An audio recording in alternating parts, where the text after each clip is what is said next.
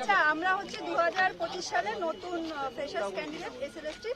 তো আজকে আমরা চেয়ারম্যান স্যার, সেক্রেটারি স্যারের কাছে গেছিলাম ডেপুটেশন জমা দিতে। আমাদের 5 দফা কিছু দাবি ছিল।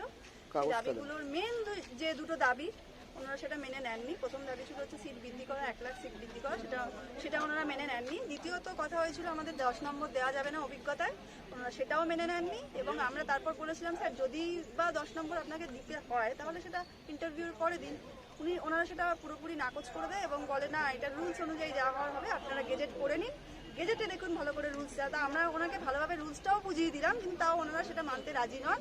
এবং ওনারা আমাদেরকে এটাও বলে যে আপনারা কি রুলস নিজের মতো করে ইন্টারপ্রেট করছেন, তাহলে তো আমাদের মতো একটা ইন্টারপ্রিটেশন আসে, আপনারা তো নিজেদের মতো রুলস ইন্টারপ্রিটেশন করছেন।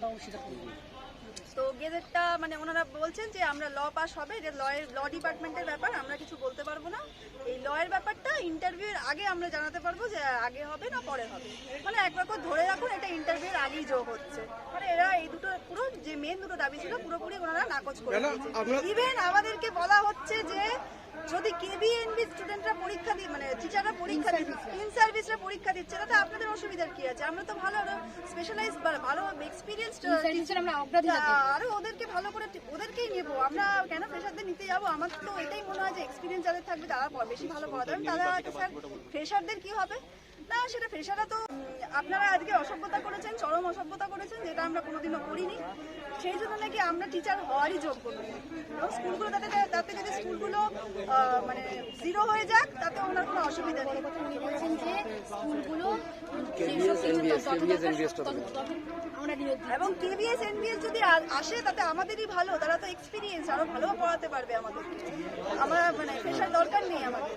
একটা কথা বলি, ওখানে আমাদের প্রিন্সিপাল সব থেকে যদি খারাপ কথা বলে থাকে একটা কথা বলেছিল যে আপনারা যদি বেশি বেশি আন্দোলনের পথে যান তাহলে কিন্তু আমি 14,000 সিট করে দেবো, 14,000 করে দেবো, আপনারা কেউ চাকরি পাবেন না। আজকে আমরা সেক্রেটারি স্যার আর চেয়ারম্যান স্যারের সাথে কথা বলে যা বুঝতে পারলাম ক্যান্ডিডেটরা কেউ চাকরি পাবে না। ঠিক আছে, আর তোমরা যদি এখনো বাড়িতে বসে ভাবো বাড়িতে বসে আমাদের চাকরি হয়ে যাবে, ভুল ভাবছো, বাড়িতে ওই বসেই থাকো।